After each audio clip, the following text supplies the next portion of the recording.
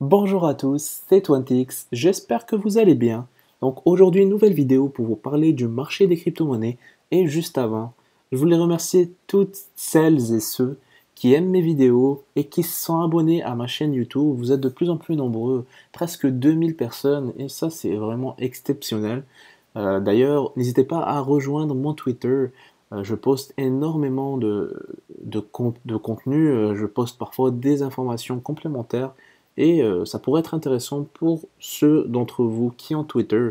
N'hésitez pas aussi à télécharger Brave, le navigateur que j'utilise en ce moment.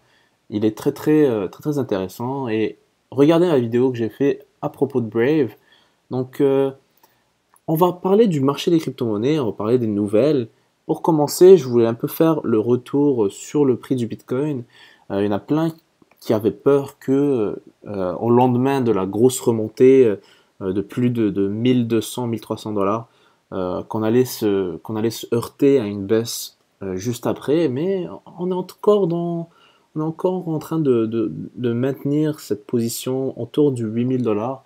Et ça, c'est quand même assez bon. Ça veut dire que c'était pas une remontée juste temporaire. On est encore on est en train de bâtir un peu de support. Par contre, évidemment, on n'est pas à l'abri d'une mini correction, d'une correction qui pourrait venir dans les prochains jours. Mais, euh, mais jusqu'à maintenant, ça va.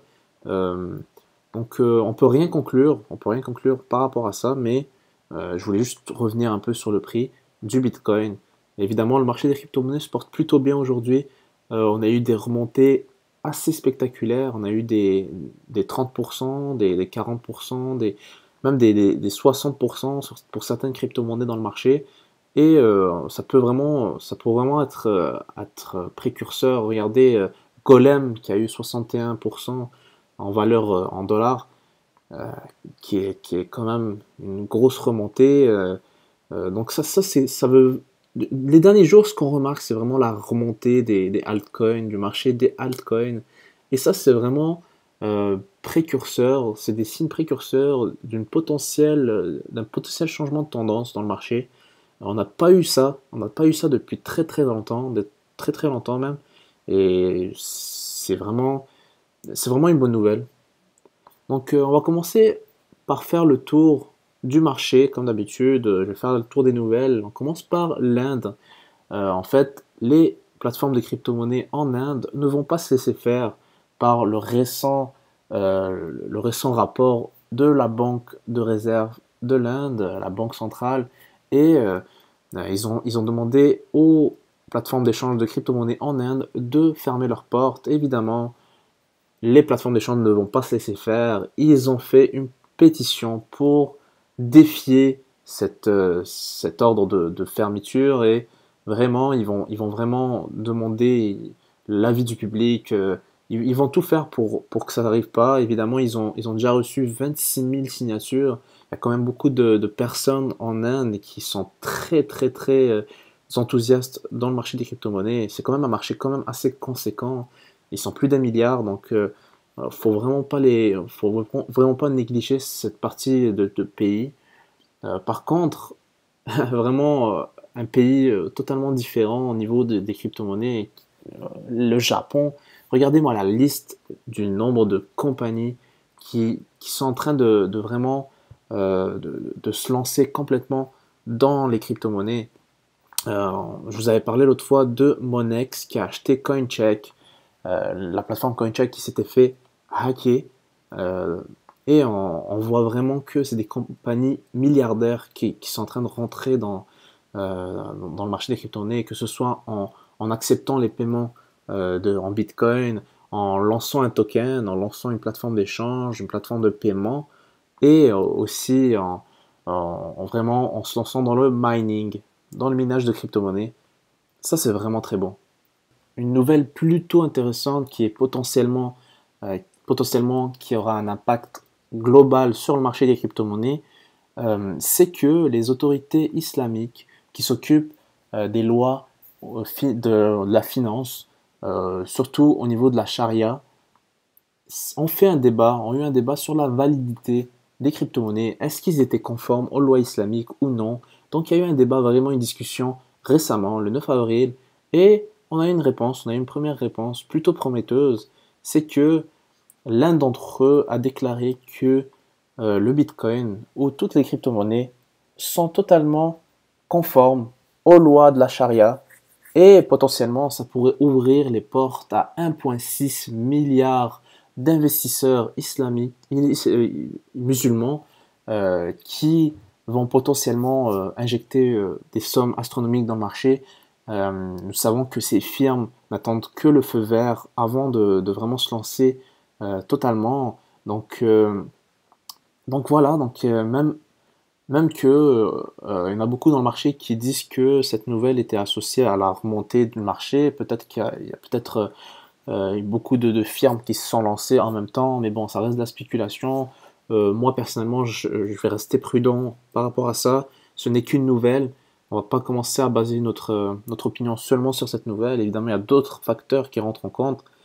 Donc ça va être très positif. 1,6 milliard de musulmans qui pourraient investir dans les crypto-monnaies vu que c'est licite. Donc ça va être très très intéressant à suivre.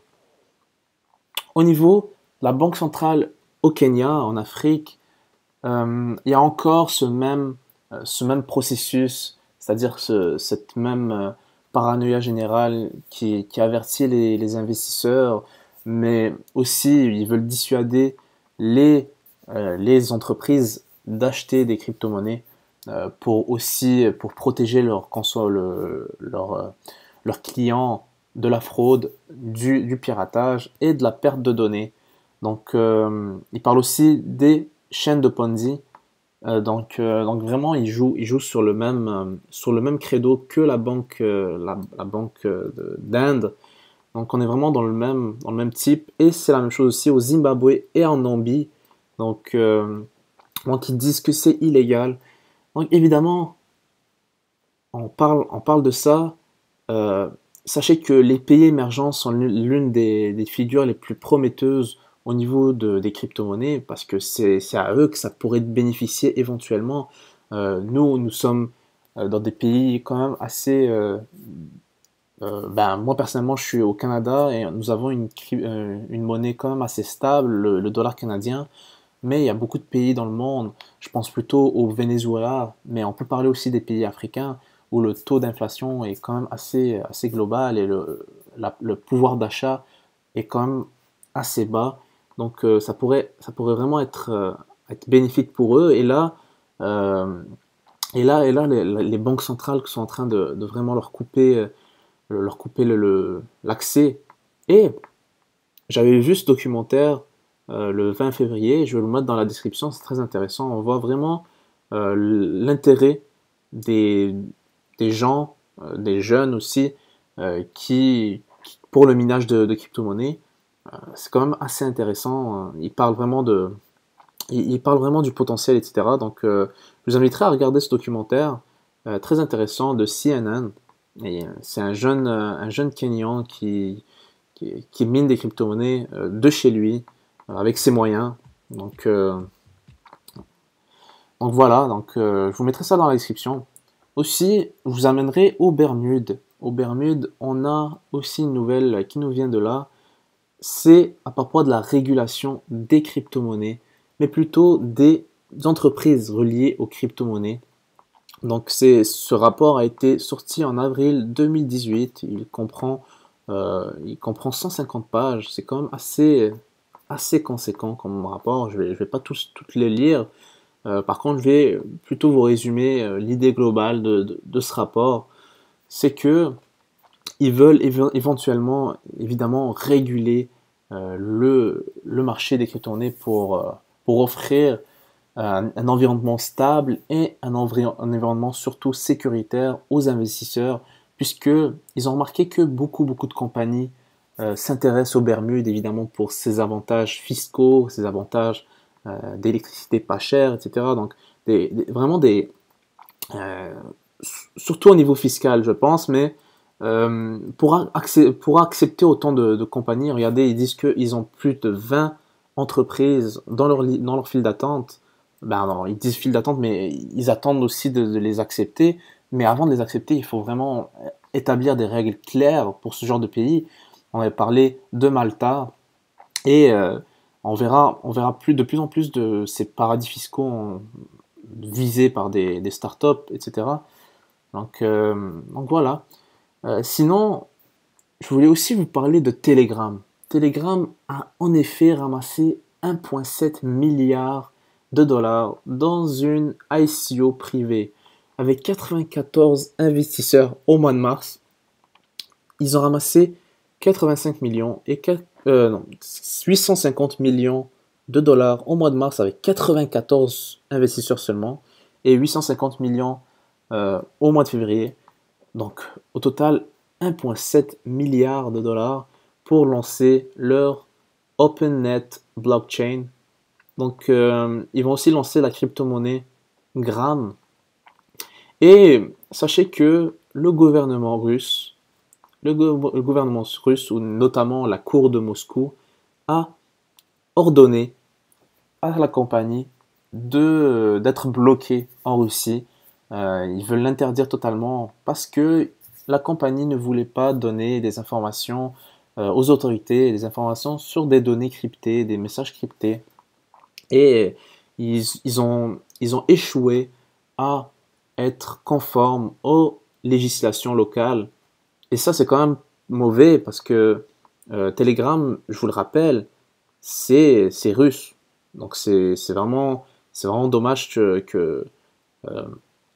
que Pavel Durov n'arrange pas les choses. J'espère qu'il va arranger les choses parce que ce serait quand même assez dommageable s'ils ont des problèmes en Russie. Euh, et aussi, ils ont eu des problèmes récemment aussi parce que Telegram a permis à des terroristes de planifier des attaques à partir de la plateforme, vu que la plateforme est pseudonyme. euh, les données sont cryptées, les informations sont cryptées, donc c'est très facile, c'est très peu, c'est pas facile pour les autorités de capter les messages de communication entre les personnes. Euh, Par rapport à Facebook, qui donne à peu près tout et n'importe quoi, Telegram est, est assez difficile d'accès pour les autorités.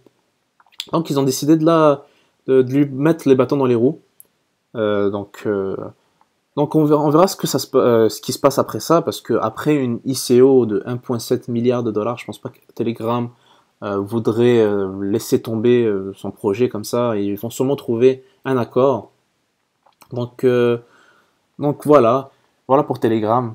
Sinon, je voulais finir par les prédictions des fameux experts. On en voit de toutes les sauces dans le marché en ce moment, mais voilà que Tom Lee, le gars qui disait que le marché des crypto-monnaies allait remonter après la période des taxes, après la période des impôts, et on se retrouve à peu près dans cette période-là, et à peu près au même moment, le marché commence à remonter. Donc sa prédiction était pas mal, mais voilà qui nous prédit un prix de 91 000 dollars pour mars 2020, donc dans 2 ans.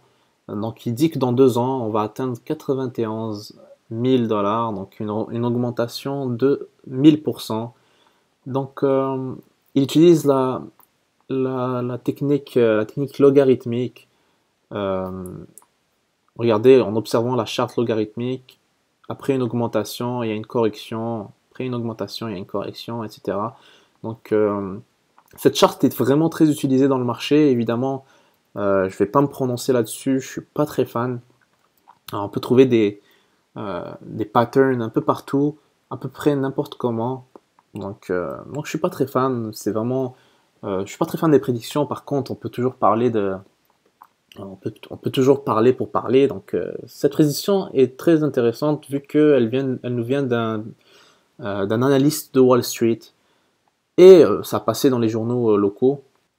Le milliardaire Tim Draper dit qu'il pense que Bitcoin va atteindre 250 000 dollars pour 2022. Donc il fait une prédiction de 4 ans. Il avait été reconnu pour avoir prédit que Bitcoin allait finir dans les 10 000 dollars en 2017, alors que le Bitcoin était à peu près dans les 2 000, 3 000 dollars à ce moment-là. Et il avait fait la une. Évidemment, c'est un investisseur très influent. Il dit que la blockchain va transformer la finance, le domaine de la santé et toutes les autres industries. Je suis très d'accord avec lui. Donc, il a aussi acheté 30 000 bitcoins à 600 $ lors de la saisie des bitcoins à Silk Road en 2014. Et ouais, il les a achetés aux enchères.